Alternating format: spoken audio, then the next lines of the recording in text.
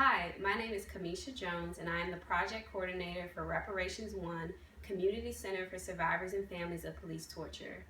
On Tuesday, May 10th, Reparations One Steering Committee, in addition to community members across Chicago, got together to talk about reparations for survivors of police violence and what could be possible in a community center that serves survivors of police torture and their families.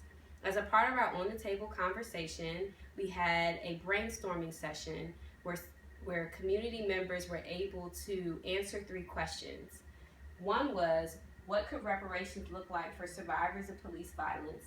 The other, what would be needed in a community center for survivors of police torture? And lastly, how can Chicagoans come together to unite to end police violence?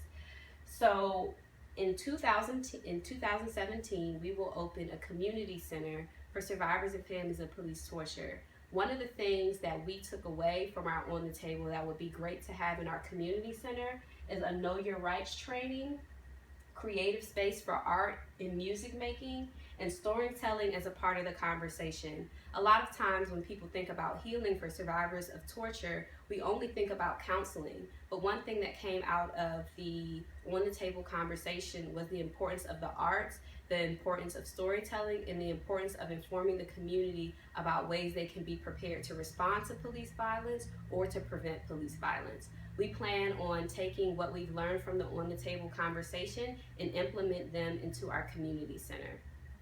We would like to thank Chicago Community Trust on the table for this opportunity, and we hope to share news about our community center in the future.